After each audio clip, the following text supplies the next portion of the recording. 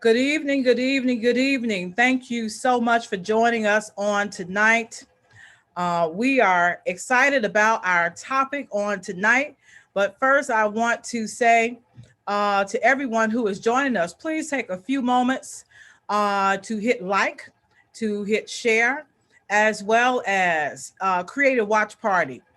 Once again, welcome to Empowerment Liberation Cathedral's Advent Chats.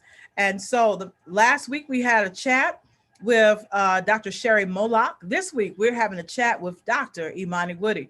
Some of you know Dr. Imani Woody from Mary's House. She is the founder. She is the brainchild of Mary's House. And so we're excited to have her join us. We know that she's also an officer with AARP. And so we want you to hear what she has to say on tonight. We'll bring them on in just a few moments.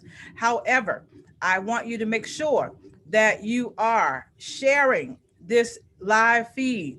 Also, make sure that you are creating a watch party because we need everybody to get this information. So many of us have senior parents, we have senior aunts, senior uncles, we have grandparents, we have senior neighbors. And so this is the discussion for you on tonight. So I need each and every one of you to make sure that you share and create a watch party. We are excited to have our special guest on tonight. And we also have Minister Kat, and we have Deacon Kim, and we have First L, who has joined us on tonight. So y'all know we are going to have a great time and a great discussion. So we're going to bring them onto the screen. Good evening, everyone. All right. And so, Dr. Imani, we were hearing a lot about persons dealing with their parents and, trying to keep their parents in and, wanted to make sure that they protect their parents as much as possible. And so I think that's the nature of daughters and sons, grandsons, granddaughters, nieces, nephews. We want to make sure that we're protecting our seniors and nothing happens to them. And so we want to hear from you. Share with us your knowledge, your wisdom on seniors and aging, and then tell us how we can deal with them in the COVID-19 pandemic. Okay, so at this moment, I can't hear you. I forget to take that off. Thank you. So that's a tall order, but I thought I'd start off with talking about aging happens to each of us, right? From the time you're born till the age you are now, you are getting older. So we're all aging, even though when you're 25, you don't recognize that you are aging, right? But you change that around to 52, you recognize that you are aging. And so I just wanted to quickly go over some of the things that happens physically when you're aging, like to your cardiovascular system. It stiffens the cardiovascular system begins to stiffen with the blood vessels and the arteries. Your heart is at rest and it will stay about the same, but it doesn't increase in activities like when you were younger and you would jog, your heart would race more quickly. Things just slow down and settle down. So one of the things you can do is to increase your physical activity, eat a healthy diet, don't smoke, manage stress, all the stuff we already know, and get enough sleep. And then it's your bones, your joints and muscles. And I can testify to this. I just had knee surgery. Those joints don't last always. We played that basketball, that football, that we jogged, we wore those stiletto heels. Ooh, those things Yes, catch up with you, right? yes, So ma'am. what can you do? You can promote bone health by getting adequate amounts of calcium, get adequate amounts of vitamin D, include physical activity. There's that again, and avoid substance abuse. Your memory and your thinking skills. I don't know about you all, but they say when you start losing the estrogen, you start losing that memory because estrogen plays a large part in memory. So include again physical activity in your daily routine. Eat a healthy diet. Stay mentally active. Be social. Quit smoking. Uh, your digestive system. your bladder and urinary tract. I don't know about you all, but Millie Jackson used to talk that she used to sing a song by having to get up 4 and 5 times to go to the bathroom at night. That happens because your bladder, the pelvic floor muscles get weaker, and so you go to the bathroom more. So they suggest go to the toilet regularly. Don't hold it. Maintain a Right. healthy weight. Don't smoke. Avoid bladder irritants and avoid constipation. So that in a nutshell, we know about your weight. Eat a healthy diet. Watch your portion sizes. You know, you can eat a healthy diet, have a whole plate of green beans, but that's not what they're talking about, right? You want to have a diverse plate with portion sizes. Meat no larger than your palm, Yes. right? And sexuality. Share your needs and concerns with your partner. Don't hold back. Talk, communicate, get regular exercise. Understand for women, vaginal dryness can make sex uncomfortable. For men, impotence may become a concern. It might take longer to get an erection. Share your needs and concerns with your partner. Check out your doctor. Get regular exercise. You can't stop the aging process, but we can make choices that improve our ability to maintain an active life, and we can continue to do the things that we'd like to do. So that's us. That's us. That's all of us getting older. It sounds like a lot happens. A lot So there's happens. a lot that's going on with the seniors in our families, in our communities. And some of us watch these changes up close and personally, and some of us watch them or hear about them from a distance. But whatever the case is, we have to know that if we're going to continue to live, we're all going to age. That's And right. so we're all aging every day, some faster than others, some slower than others. But, we can say all of these different things are happening with our seniors in our community. And so we have a couple of questions we want to pose to you, during this time. But let me ask this, when persons are aging, how is the confidence level? Because a lot of times people's confidence go down because, like you said, that knee is not working like it used to. They can no longer wear those nice stiletto heels, those nice shoes. They can no longer, do some of the things that they used to do. So, talk to us a moment about the confidence of the seniors, when they accept that they are getting older. Some folks ain't accepted it yet, but when they accept that they're getting older, let's talk about that. Well, that makes me want to laugh out loud. Okay, just so you know. So my stepmother, you all remember Fanny. Fanny, I have to Yes. tell this story. We were riding in the car, and Dre and I were riding. My wife and I were riding in the car, and we were talking. And I said, and I was talking about aging, which I do often. I said, these people, they were old as Fanny, and Fanny's in the back seat. Fanny said, "I don't know who you call it old."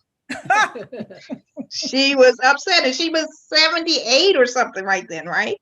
So it's all relative. As you get closer to that, whatever mark is in your head, for AARP is 50, for the Department of Health and the Feds is 62, and for Fanny it was 79 or above, right? Yes. So Yes. so when we say elders, and just so you know, Bishop, a lot of old people don't like the word senior. Uh-oh. Okay. Well, Uh-oh. am I supposed to call them aging? What's the proper term? The term of arts for right now is older adults. Oh, that's right. Okay, I did learn that. Older adults, Yeah. right? I can be an Older older adult. adult at 50 or 90, Oh, right? yes, yes, Yeah. yes. So that's the term of art. Some people like elders. I know, right, Diana?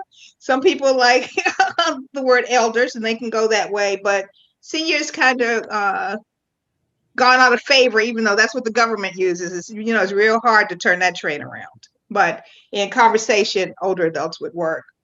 Uh, so, I understand that lots of people are having problems with their parents. The tables have turned, right? When Yeah. the parents used to have problems with their children, and now as adults, grown people, They want to do what they want to do. Yes. Right. And so and unless the people are deemed incompetent by the courts, folks can do what they want to do, much to our chagrin. Might need But to say that again. You might need to say that again. right, grown people can do what they want to do unless they have been committed and they have a guardian that can tell them what they want to do. So we as adult children have to tread lightly. We have to tread lightly to have those conversations. And so when you have those conversations, like you think, Pop should not be driving that Cadillac anymore. That thing needs to stay in the garage. You got to have a conversation, because when you take away Pop's Cadillac, you're taking away his mobility. You're taking away his independence. And if he was anything like my father, you're going to have a fight. So you have to have a talk before something happens that could be. Is there a process of deciding which family member is going to talk to them about this, taking the keys away? Because like Minister Cat, she might need to be the person to talk to the mother as opposed to some of the other sisters and brothers. So is there like a certain child that is picked out to talk to the parent about these difficult things? Because my aunt, I remember them telling her she didn't need to drive. She was 92, and she told them she was driving until she felt like it. And so she drove until they took away her license, I'm thinking. Yes, absolutely. That's what's happening. So there, every family is different. They suggest that in your 40s, as an adult child, you begin talking to your parents about their finances, right? You begin to have that talk about their finances, because if you're 40, they're 60 or above, right? So just begin to just talk about finances. Talk about, have you done your will? Do you have your power of attorney for health care? And you don't have these conversations during Christmas and Thanksgiving, folks. Those, right? Everybody around the table, you have these. No, it's already fraught with tension or excitement or whatever. Don't. So you pick a time. And if you have siblings, yes, everybody knows who can handle the finances, who needs to write the checks for the bills, who needs to check on mom on a daily basis, who needs to go get her Depends, who needs to do the grocery shopping, who she's going to tell her secrets to. We all know who does what. And so you together as a family figure out who does what. And then I don't know about in your family, but in some families, there's that person that does nothing, right? That's the person. So don't try to rope that person into this communique. Just understand it from the outset to save yourself some hurt and time, right? So if you're going to talk to your parents about their finances, you can kind of say the purpose of this meeting is to talk about getting mom and dad the best care for their needs and wishes as they get older. That's how you approach your siblings, or something not quite that awkward. Have the conversation in person, even though we're doing COVID. So maybe we would quarantine. This is not a conversation that we want to have on Zoom where they can cut you off. Right? You don't want to. You want to prepare your questions in advance. You want to prepare your questions in advance, and you don't want to make them feel uncomfortable at the same time. Sometimes trying to deal with this electronic stuff puts more hassle and grief on a person. Then you want the person to be welcoming, maybe over lunch or something like that. Write the important points in a notebook, right? You can go on their websites that talk about a checklist to have when you're talking to your parents. Find out what your parents' needs and wishes are. Do they want to age in place? Do they want to stay in their house? I do. I'm not trying to go to a nursing home or another residential facility. As long as I can, I want to stay in my house. So what's out there? Make sure they get long-term care insurance, because Medicare, even though it's available, it's not going to take care of those long-term care needs. Like if you need more than clinical help. More than medical help. You need some other kind of help like therapy. So long-term care insurance is important. Dr. Mike, I think Deacon Kim, Minister Cat wanted to ask a question kind of in that area Sure, before we move on. So sure. Deacon Kim, can you ask one question and then we'll go to Minister Cat and then we'll come to first step. Okay, so Dr. Imani, gosh, you are the perfect person to ask these questions. You've already answered actually one or two of my questions, and you made me you shocked me when you told me that AARP the age is 50. I was like wondering, why am I getting this stuff in the mail from AARP? I thought, Actually, they start at 45, but don't tell oh anybody. wow, oh my god, I didn't know that. I was always under the assumption it was like 65 or 70, something like that. I don't know. But yeah, it now it answers the questions of why I'm getting these things in the mail. So yeah. One of my questions is like, how do you approach your parent when you feel like it's time to get in their business, as far as like making sure their bills are paid on time, and going to the doctor with them, things like that. So you kind of answered, but I do want to know, is there like some kind of resource where all these things are kind of grouped together for someone like who would like to stay in their home? Like they may need some additional care, like a nurse or someone to come, give them some medical assistance. But is there some kind of database or resource where you can go and find this information? There are some agencies that actually do that, that actually will come into your home, come to you and ask you a series of questions and figure out what you'd like to have. Then they would talk to your parent and see what they like to have and kind of put that together. Um, there's a couple of people that I use. I don't know whether to say them here or offline, Deacon Kim. But yes, there are visiting Nurses Association, for example, does that. Uh, right at Home is an organization that does that. That can help you put together what you need. But the first step, is to go to the parent and say, what do you want to do? What are you thinking about? You have to take their wishes into consideration, even though you know we think we know what's best for them, because remember, they used to think what they knew was best for us. I mean, Once a man, twice a child. that's true, because lately I've been having to run to the doctor with my mom. Is I she had cataracts in both eyes, so now she's had that surgery. But in the meantime, in that period of time where I was just calling her, going checking, she was calling me mother. So it was like the roles were starting to reverse a little bit, because I'm fine, mother, I'm fine. So Yes. yeah, so I can see that you have to tread lightly with that.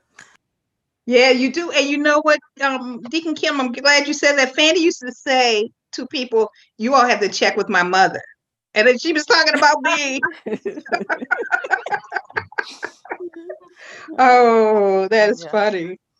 Yeah. Yes, and I remember that when my grandmother and my father's sister, my aunt switched roles per se. My aunt started taking care of my mother, and I mean my grandmother, and she always told her, she said, "Now I am still the official mother, but you acting like the mother today." Okay. Make those kind of statements to her. So Right, yeah, right. yeah. Yes, So yes. Minister Cat, Wow, that is I'm just laughing because I can relate to a lot of things that Dr. Mani was saying.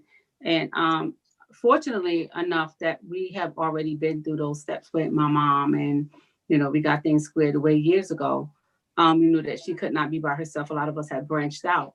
We had the problems with, not the problems, but we had the challenges with, with her spending and financial things and her needs and stuff like that. We were able to talk about it. My sister actually does the bulk of all those things, but my siblings and I, we were able to talk about things. And I said, well, make sure that you guys know that she's in control over making those decisions. Make sure that she feels that she's making those decisions.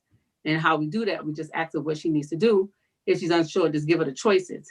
Make her know that she's picking Exactly, those exactly. choices. So, well, mommy, if you're unsure what to do, these are the choices we have for you. So we're able to get her in a low income nursing home facility like kind of thing, like oh God, is like a nursing home facility, but it's not a nursing home, just like the low income apartments, housing complex. And actually they have home attendants and stuff like that. We had her set up. But the good thing about it is that the services in New York, a lot of people say a lot of things about New York, but I'll tell you what, they don't play when it comes to services. You get services in New York at a drop of a hat, but everywhere else you got to go and prove that you need services. So I've noticed that when my wife was dealing with services for her mom when she had her cancer, opposed to my mom was dealing with a lot of her ailments that wasn't as severe as her mom. And she was in North Carolina and couldn't get the services that she really needed. As hospice coming to the house and different things that she had to be like really in dire need of those services. When my mom was able to get all the services she needed. So it depends on state by state. State by state, yes. To get those services. So you have to be really self-conscious where you want your mama to be during the time she is aging and what services are being offered for those states. But I just want to say the hardest part we had with my mother was cooking. You know, she felt that cooking brings family together. You know, my mother would cook even when we all started branching out, moving out of state. And we had to tell her, Mommy, why are you still cooking like this? And she thought that cooking drove us home, which it did when we were kids and younger, and coming home every Sunday was dinner at home. So we had to ask her, Mommy, stop cooking like that. Because she was offended when no one came home on every Sunday to eat. So we had to say, Mom, you know, everyone is out, everyone is doing their thing. My sister's cooking, everyone is doing. So we're not cooking no more. So that wasn't adjusted. That was, we thought a lot of things would be hard for her, but that was a major break for her. That no one is coming every Sunday to eat. When I moved out of state, it was different. So when everybody started branching out, she was like feeling that loneliness. So I think the part of feeling that loneliness and everyone is not coming like they used to did something for her. And she knew that it was time to transition from everyone needs me kind of thing. So now we encourage the grandchildren to show up every so often. And they either cook for her or she cook for them so she can feel that need. You know, so they switch up and they come. So we thought of a routine and a shift thing to do. So she won't feel that alone part, because I think that for my mom coming from such a huge family, her being alone would just take her out of here. You know, I think that physical body, that physical touch, that's why I worry so much with her now over this isolation time, that there's not many of us are there because we don't want her to be sick. We don't want her to catch this virus. So it's like kind of hard, you know. It's very hard. Yes. So that's the struggle for us as a family now, is the isolation piece and to try to keep her safe in the midst of not visiting and stuff like that. And she understands, but she don't understand. You feel what I'm saying? Right. Yes. So, yes. That part is the struggle for us. I'm so sorry to hear that, but I'm so happy that you all are on point with it. You know what I'm saying? I was in a webinar today with the ombudsman for DC, a senior provider of residential facilities, a lawyer that does this stuff. But if they were all on this call to talk about isolation in nursing homes and what's being done around the country. And so there are a couple of things that are being done, and maybe in New York they're doing them already, that they make that certain states are making it so that that the nursing homes purchase their PPE equipment includes laptops and training for the elders too, so that they can communicate. They make a schedule part of the lesson isolation. They make a schedule of which family member is going to call or which family member is going to meet outside. They've created, or they're supposed to create spaces outside that can be socially distanced, so that the person can be, that the family member can see the other family member. So lots of states are working on that. In this current wave, they've gone kind of back so that you can't really go in and physically see. But you've seen pictures of people looking in the windows. So some nursing homes have created a room that is toward the parking lot or toward a window that you can visit your loved one through the window, that you can visit the person on FaceTime. One organization has part of the staff do a letter writing thing because they can't, the activities, they can't go out. You know, they used to go to the store and to the movies and do all these fun things. They can't do that. But writing letters, for many people, they remember writing letters. And so they help them write letters, and they encourage the people who are getting the letters, usually family members, to return that. So that's something to look forward to. Making sure that everybody has a telephone. I didn't realize that being in a nursing home doesn't mean you get a telephone. You have to pay for a telephone, right? You have to pay for that. So there are Washington D.C. is a city that it's part of the communication and trying to impede social isolation is that the people get a phone. But so those kinds of things that so things are in place. Well, I'm glad you said that, Dr. Imani, because a cousin of mine in the state of Alabama, my mother's first cousin, her sister was going to visit him because he is in an assisted living type facility and he's 84, I believe. And so he was totally cut off, like so many seniors. No one could come and visit Yes, him.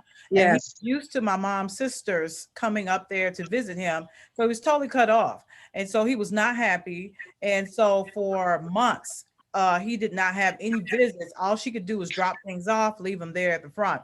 So she told me 2 weeks ago, they created right off the parking lot, like you said, some type of space where they said that you can come up, and I think they stand on one side and you stand on another, but right. you're still able to like kind of be there with them. They can see you Yes, physically, and you yes, can actually talk to them in that space at whatever time you tell them you want to come up and see your family member. And so she said he was happy about that. And she was happy too. So I imagine lots of families are happy with that, um, I guess meeting in the middle, kind of, because lots of seniors were, from my understanding, depressed yes, because they could not get out and yes. were isolated. And maybe First L can talk about that and you can talk about that, but it's my understanding that they had lots of people that were withdrawing and they were keeping the people in the rooms. You couldn't come out the rooms because you didn't want people Right. interacting. They could not even go commune with the other regularly. They didn't know a lot about this pandemic, this disease, this virus, this Right. killer. They didn't know a lot about it, so they just shut everything down. But Diana can attest to this. Social isolation is like smoking a pack of cigarettes a day. A day's worth of social isolation. So that's a big deal that you cut people off. That can't happen. Yeah. Diana, you want to add to that? I think that it's very important that we understand the mental status of older adults, in that oftentimes they are semi-isolated anyway Yes, when they live alone, yes, and their basic contact is the mobility that they have to get out. And most older adults operate on a schedule. On Monday, they do certain things, and yes, generally on Monday, they do the same identical thing every Monday. They right. do the same identical thing on Tuesday. Yes, They know it's Wednesday because it's time for them to go to the bakery. It's time for them to go and pick up their medication. They have yes, they have a cycle of things that they do, which is considered to be their norm. Just like anyone, when you break a person's norm, it is very difficult for them to create new habits. yeah, And in this particular period of COVID-19, we're all having to adjust and we're all having to create new habits. But what I really want to caution people about is communication. It's so important with your older adults to communicate with them so that they realize that the decision-making process that they're going through, that there's nothing wrong with them. right, Number one, that we're all having to make adjustments and we're all having to do things differently. right, And that right, different in this instance is a good thing. It's a healthy decision. And in making those healthy decisions, they're making them so that they can save their life. It may not be a decision that we want to make, but it is in the best interest of the individual, as opposed to telling your older adult, you better do this, you have to do this, you can't do this. No, have a conversation with them as opposed to approaching them as though you're the mother or father.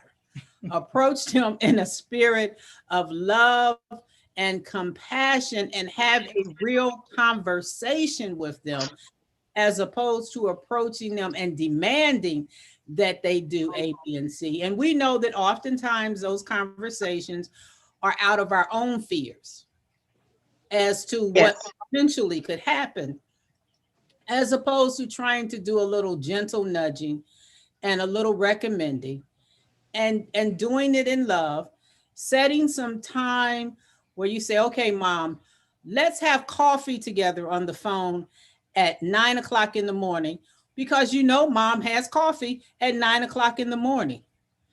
Let's have lunch together over the phone. If mom doesn't want to use the computer and get on a Zoom, as opposed to you having lunch with your friends and being the chatty Cathy, have lunch with your mom. We have to become intentional about how we spend time with our older adults, letting them know that they have value, letting them know that they're important, and letting them know that they are not alone in COVID nor any other time. I think that we have to do a paradigm shift, Dr. Imani, on how we really treat older adults in this country. I agree. I so agree. We've got to really, what's the word when you revere, I can't think of it, but you have to give reverence to them. Yes, thank you. And You have to give, them. yes, and revere them. That's exactly right. And we don't do a lot of that in this country, in Western society, right? That's just not part of our culture, although it has been part of Black folks' culture, right? Not, I want to say like 2 generations back. My grandmother is me. Right. I'm a product of my grandmother. Even though my parents were right there in the home, my grandmother was the primary person for rearing most of myself and my first cousins. Exactly. And of the family. And in our neighborhood when we were growing up, my mother was the only woman who stayed home. So our house became the extended house for the whole neighborhood's kids whose mom and dad had to work, right? And place, right? Right. And so some food in Miss Fanny's house. That's right. So before you got home, if something happened, the whole street knew it. And people don't believe, my son just doesn't believe that, but that's what happened. Before I remember being I think it was like 5th grade, and I had gotten into a fight. My mom was pregnant. Before I finished the fight, I couldn't fight. So before I finished the whatever, she was on her way up there to get me because somebody had already ran like 5 or 6 blocks from school to say that this was happening. So it was a community. It was a community. So we as Black folks, we know that community culture. We know of it. And so I agree. We just need to get back to that and handle our folks with care. Yes. Mr. Ken, I think we'll add something and then we'll go to our next question. Yeah, I just wanted to not forget. My mother's like in a private senior complex. That's what I wanted to say, not a nursing home. Forgive me. And that's the things that they put in place. And we did that a while ago when she couldn't live in the house any longer. But I also wanted to say, and to add to what Dr. Williams had said about their routine, because I noticed that a lot of times when I talk to my mom, since the COVID had started and had began, earlier of this year, my mother would forget, what time of day or what day a week it was at times because they were so used to routine. She used to tell me, oh, so-and-so is going to take my clothes to the cleaners. I got church on Sunday, so they knew according to the routine. Oh, so-and-so going to the market because I'm getting my fish for Friday and da-da-da-da. So now that is none of those things taking place because a lot of places are closed down. These things are not happening. So-and-so is not going to Costco to pick up my tissue and all that stuff because things are scarce and, people are just not getting out very often like they used to every week. 2 or 3 times a week, you got to go once a week. So the days of the week is not helpful anymore of keeping them to remember the time zone and what's happening. So when she repeats stuff back to me over and over again, I told my family, I said, just let her talk, you know, and if she needs to be reminded of something, just keep reminding it, because it's just that, you know, the memory thing, the routine is not there. That used to be there, that kept her on her toes and that kept her, you know, looking forward to whatever's happening next. You know, so I noticed that pattern when I talk to my mom now, and she wants to repeat something to me again, or she want to ask me something over again. Well, what was that? And what is that? And what's going on here? And you just have to have more patience with your mature, sexy, you know, individuals that you deal with every day, because sometimes, or your handsome individuals you deal with, because sometimes they just genuinely don't know. Because like they said, you twice a baby, you once a lady. And again, Kim, I wanted to piggyback what you said, Kim, because my mother, you know, sometimes call me, hey, mommy, how you doing? You know, so, you know, because they know that we are parents and we are ruling our kids and we are grandparents, and they are transitioning back into that place of where I need your assistance more than I need to direct you, because I did that already for you. So you should be prepared to handle whatever it is that I'm about to take my flight into or my transition into. So my mom calls me that at times, you know, and I respect her, to respect that, not to belittle her into that zone of a kid, because I'm afraid I'm going to get smacked from over here from New York as well. And I respect her out of that fear of she's going to drag me across the state lines to do it. But at the same time, you know, we honor our parents. And just like you all said, our parents raised us in community, and we honor that of our parents, and we respect that out of love for them. So I just was sitting here listening, and I'm smiling inside because I remember those days. And First Lady said she's being raised with her grandmother, and I remember those days. And Dr. Woody, I remember my mama coming to get us from off the block acting a fool, you know, with her house slippers on and her robe. Don't let me come out with my curlers on and stuff like that. I remember that. That was community. That was family, you know, and we had no shame in our game, you know. So it was what it was, you know, and we had that respect, and our parents never embarrassed us. We knew it was loved, you know, we was loved. It wasn't embarrassment, it was loved for us. So I appreciate those stories. I do. Absolutely. Thank you so much for that. I just, you know, I'm thinking about, I love what you said about embarrassment, because it's so easy, us being human beings, it's so easy to fly off the handle and to say something that is that could be hurtful or embarrassing. I'm just, you know, going on my life with Fanny getting older. But my whole thing was, if she knew better, she'd do better.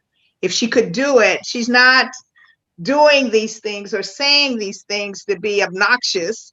You know, she was a kind of lady, so she's not doing these things to be obnoxious. If she could do better, she would do better. And so that was a great learning experience. To, you know, I have the practicum, I have the book stuff, but I have Fanny for the real OJT. Trust.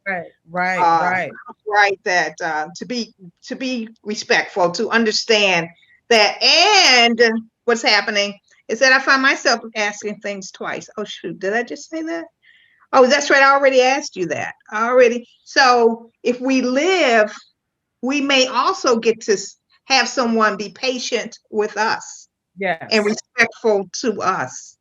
Yes, I think that's a great point. Keep living, and then you may need some of that same respect that you were supposed to give to somebody else.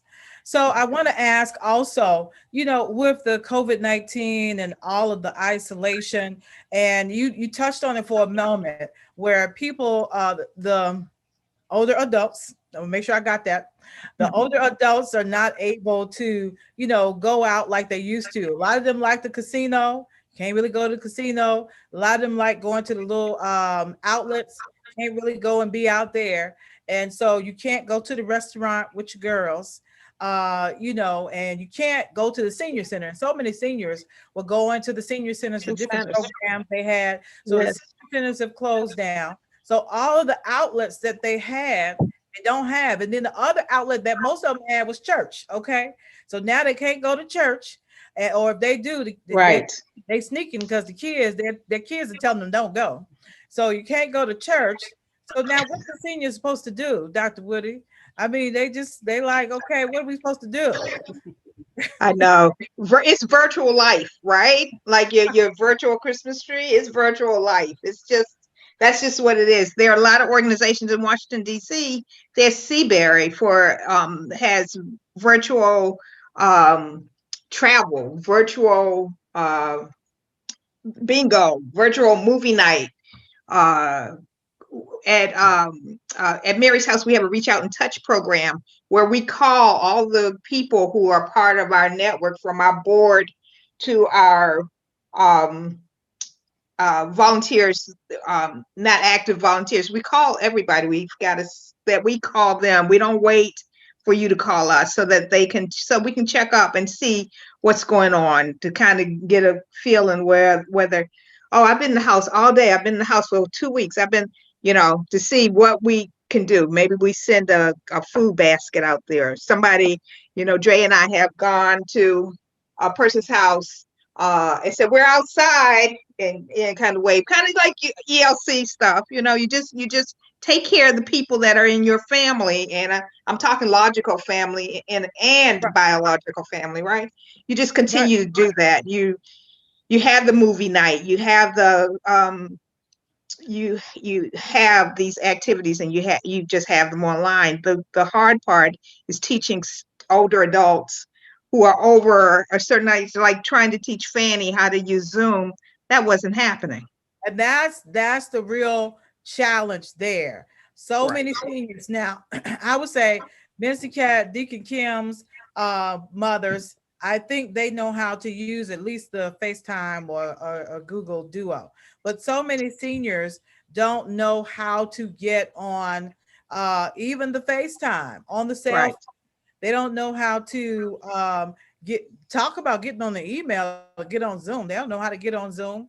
And so, how can we get, or what is being done to help to get these seniors on to the FaceTimes? Now, I heard about some of the nursing homes and rehabilitation centers, assisted living.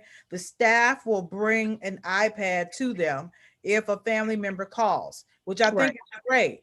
But what if the staff is busy because they got other stuff to do, and somebody's trying to talk to the grandma or the mom or great aunt at this time? Let me give kudos to where kudos are due. Early on during the pandemic, as Mayor Muriel Bowser was hosting conversations with religious leaders and nonprofits from around the city. We were on a call with Dr. Imani Woody, was on that call, and she made just that recommendation, and the mayor took her up on it to make sure that seniors had access to devices by which they would be in contact and could do FaceTime and or would be able to learn how to do Zoom. And so I just want to say thank you, Dr. Woody, for being that advocate for those voiceless older adults who really, I'm sure, have been tremendously enlightened because they had those opportunities in a city where else in rural communities we might know Yes. that may not be taking place, Right. in smaller communities that are not in a metropolitan area are not taking place. And so oftentimes we take things for granted.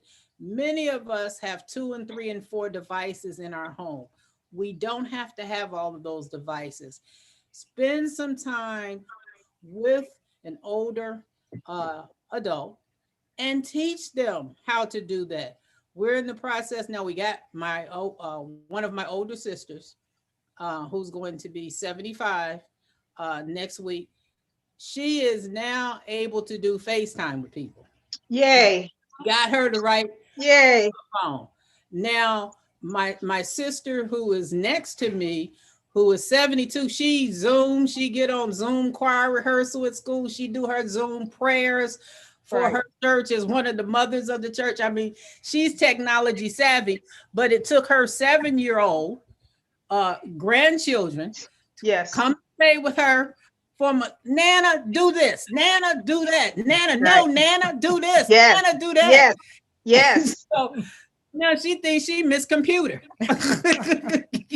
She think that's her middle name. You know, Yes. all you have to do is her and say, you know, Oh Allison is my doing goodness. on Yes, Zoom. yes. Dr. Abrams is doing. She wants to get on. And That Allison, is amazing. I I love those want to say, stories. Dr. Abrams, I keep saying Allison, y'all, you know that's my wife. But I just want to say, I want to commend Dr. Abrams, who Bishop has been able to get her entire older adult brigade and her family onto Zoom. And so sometimes it's 10, 12, 15 individuals on there on Tuesday night, and they have church. Yes, They catch up. We have to start thinking outside of the yes, box. we do. That's what I wanted to say. Yeah, and we just have to keep at it. I know, Keep Bishop, at it took you some time to do that. You know, that because we don't learn. We learn differently. We all learn differently, and Yes, then we learn the synapses are not. Tell me 12 times, and then I'll yes. get it on 13. Our brain don't synapse No the same. change to my game. Just Yeah, I think we have to have patience. That's the thing that I noticed when you talk about teaching older adults. Make sure I'm getting this about technology, because they did not grow up using technology. The 7-year-old babies, they grew up with technology. They don't know what it's like not to have a cell phone. And so, we have to have patience with those who never had a need to turn on a computer, never had a need to FaceTime or use the cell phone except for to answer hello and talk to the person, And so it was a challenge. Let me say, it was a yes, challenge to explain to them, show them virtually, because I'm trying to talk to people. I'm calling them on the cell yes, phone, hit this button, do this, that. So it was a challenge, but yes, they managed to do it enough times to get on. And so, the seniors or the older adults, I just, I think it's important for people to understand, work with them to try to get them on with the family. I so appreciate, our leadership at our church. Most of them are on some type of family call. They get on Google Duo, they get on Zoom, they get yeah, on, what's the other one, Minister Cat? Marco Polo. They get on, these different platforms and talk with family members, but everybody's not doing that. So the people who are not doing that, their family members are isolated. And so, I encourage people to begin to do that so that the seniors or the older adults who I'm gonna get that before the end of the night, who are, not able to get out and have that social exchange, they can get that now through the videos, because that's yes, the only way we can get it. Dr. yes, I wanted to ask one question and get your recommendation. One of the things, as I've been reading in AARP and reading in various different medical and mental health magazines during this time, is mobility of senior citizens and not moving and motion. Many of them are becoming sedentary and sitting and watching TV and kind of talk about how a lot of those are symptoms of depression. And so we really need to call our older adults and perhaps figure out a way while they're on the telephone with us. Okay, I need you to get up and walk. that's an excellent idea. Movement is so So critical important.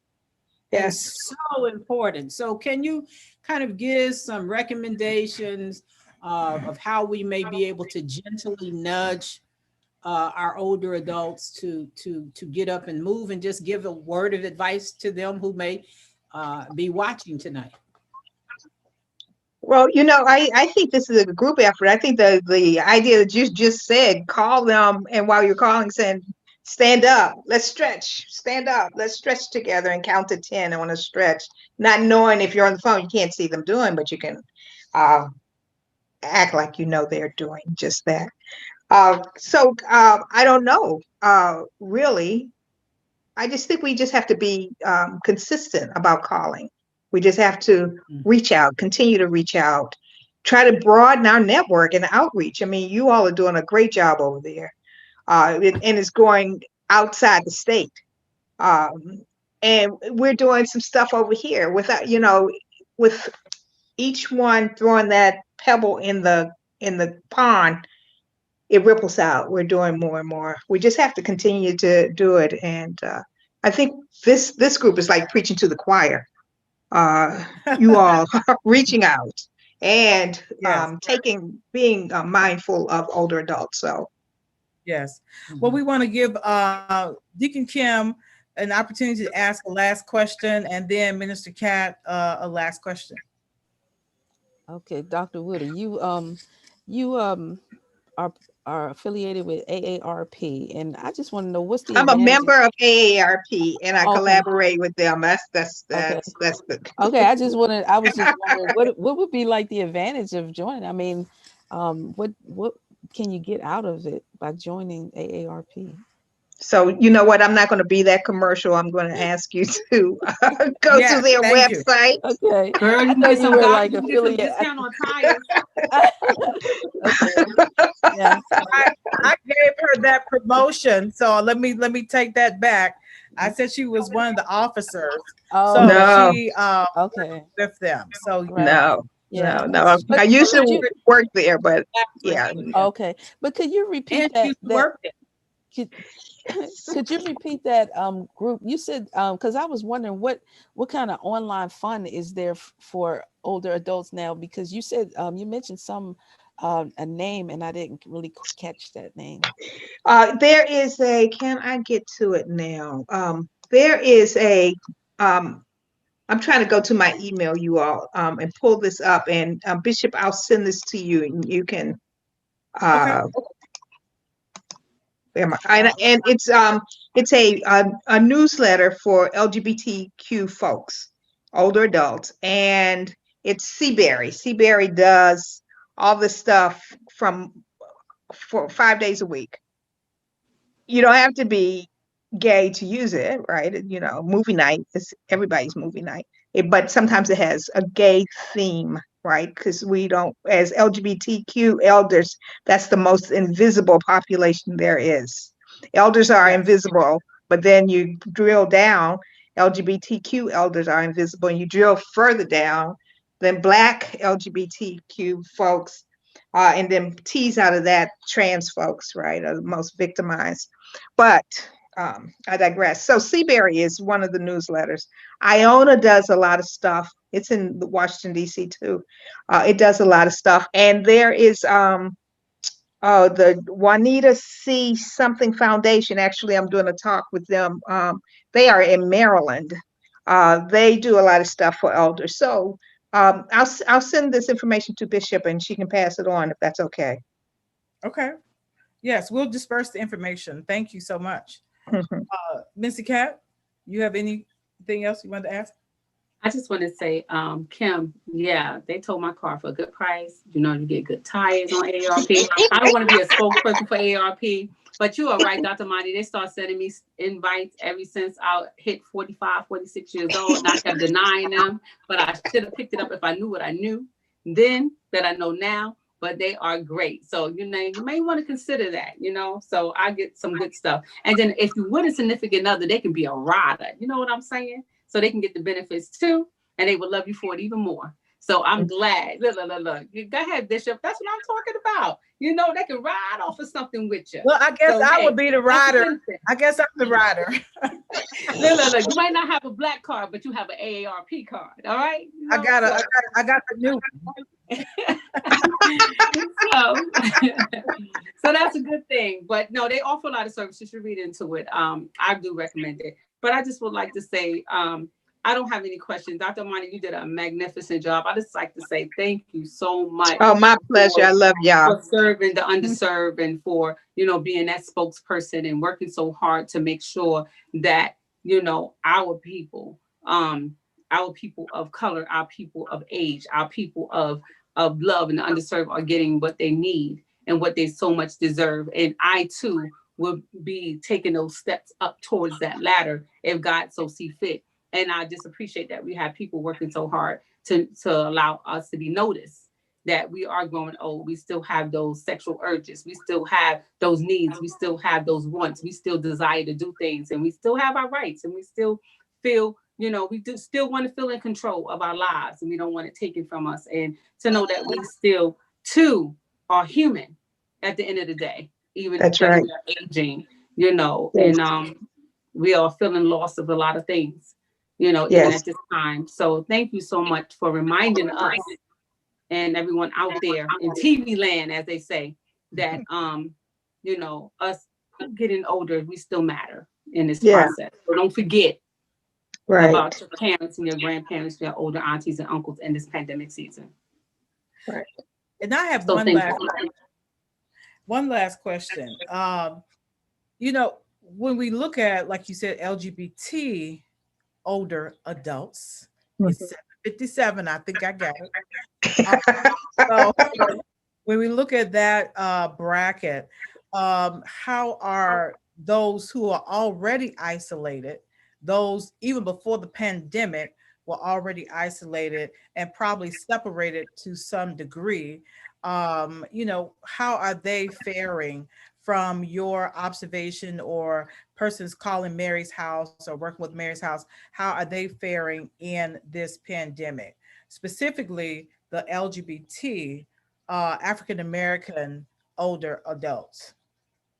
You know what? They're like the hardest hit. If we take it up from older adults and just say the working LGBTQ people, they're the hardest hit. They're usually the waiters, they're the salespeople, they're the all the things that are closed, right? Or they are the housekeepers in the hospitals, and they've got to be there even though they don't get clapped like the nurses and doctors do. They still got to be there.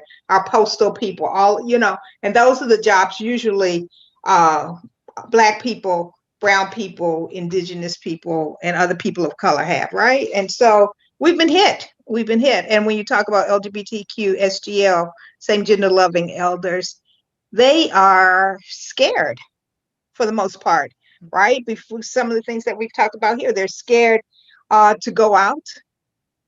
They're Yeah. scared to stay in. They're scared to go to the doctor. They're scared to, you know, if something happens. There's a Dr. Nesbitt, a colleague who's head of, you all know Nesbitt, head of DH, Department of Health. She is asking folks to stay home, right? She's asking folks to stay home. And when you ask folks to stay home, as we said earlier, they're more isolated. So people are going back into the closet. That's what I had lost that train. People are Yeah. going back into the closet, right? And a lot of people weren't even coming out. They were waiting until they got older to come out. But since COVID, they go back in. They've gone back in, right? Because they might have to have a service. They might need food from Meals on Wheels. They're not trying to be gay and have somebody treat them unkindly, go to the doctor. You know, so folks it's kind of tough without education, without support, without advocates, and we don't have any of that acting in real time. We have it virtual, you know. I can't go with somebody to the doctor, so they'll have two people, right? I can't go in there. I can't do that. So, Bishop, it's been challenging. I'll say it like that. Yeah, I just can only imagine. And I do remember coming to one of the AARP presentations that they did talk about when persons get older, oftentimes they go back in because of the treatment that they receive from other persons who are offering care. And so if we cannot provide, like you said, the advocate in these certain places where people are going or receiving services from, then yes, people are uncomfortable with being letting people know exactly who they are. And so that is unconscionable here in America today, in my Yeah, opinion. I And agree. you know, that's just, we should not be at that place today. But we are So at that place and backwards. So glad that 45, because we were going really, you know, going backwards. People are really like in the residential facility Minister Kat's mother is in. Is it culturally competent in terms of LGBTQ folks? Right. I remember doing some research, and I reached out to the National Organization of Hospital and long-term care administrators. And I wanted to talk to some gay people. This is a national organization. I just wanted to talk to the gay people in gay residents in the DMV. I got one hospital administrator to call me back and say, surely if they want to, you can. The rest said, we don't have no gay people. Wow. Wow. What? Wow. So I've done cultural competency training for a few of them, not a lot, but a few of them. Can you Yeah. imagine that? Yeah. Yeah. 2020. Wow. So, and when I went in there there was people in there that my gaydar was going off. I just knew they were gay, this big thing. I just, no. I could feel, don't talk to me. I mean, I didn't sleep with the person, but And you just know that you know. I knew, right? But she was looking like, please don't, So that meant that place was not safe for that person. Right. And any other person who looked like me that could pass. Yeah. Oh, that's a whole nother conversation. The people. That's another conversation. Hook that up, Bishop. Yeah. In closing, Dr. Imani, I did want to talk about that. We, in this season of COVID and being in isolation and shut down, that is another victimization zone. That is another avenue of violence. That is another avenue of bullying, particularly for our older adults. And we will be reaching out to you from the Empowerment Justice Center this month so that we can do some one-on-ones with you and many of your supporters of Mary's House, to let them know that they don't have to be bullied, to let them know that they are not victims, but to let them know that they are loved. You are our chosen organization to partner with during this holiday season so that we can let folks know that we are here to support them. We're here to love on them. We want to gift them a few items during this holiday season. And we want to wrap our love around you for all that you're doing in 2020 and in this COVID season. Yes. I receive it. But great minds think alike. I was going to, well, this is offline. I was what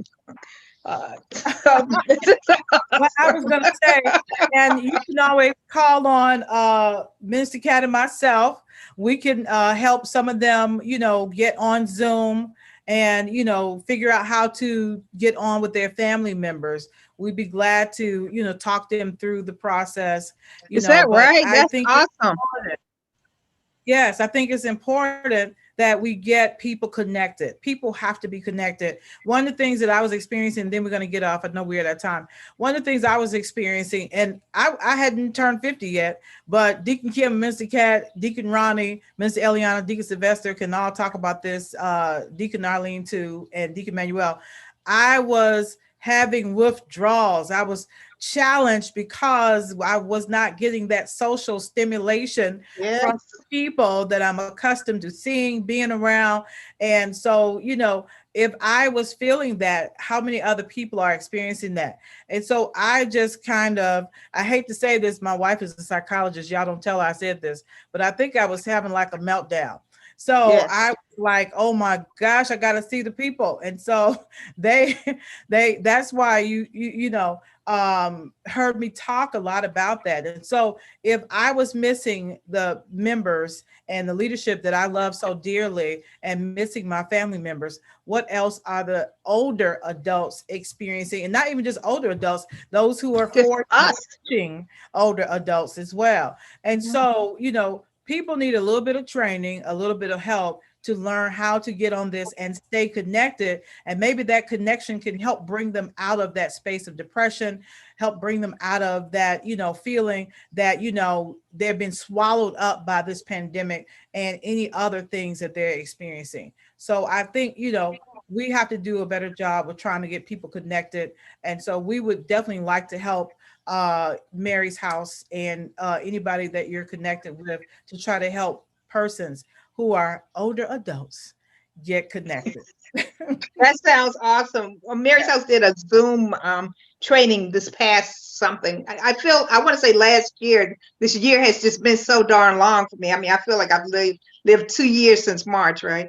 But that would be awesome. We're putting together our first quarter schedule of webinars, etc.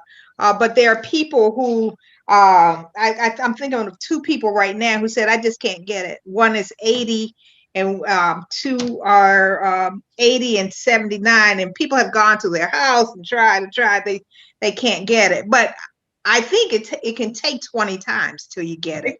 We just, we just have to do that. Yes. Yeah. Yes. Yes. In closing tonight, I just want to say thank you to ELC for having Yes. JC on tonight. And I want to thank my colleague, Dr. Woody. But I do want to say to those of you who live in multi-generational homes, let us be mindful of our older adults who are extremely vulnerable during this COVID season. Have a conversation with your young people. They're going out and about, doing their thing, Mm, wanting to come in the house and come home.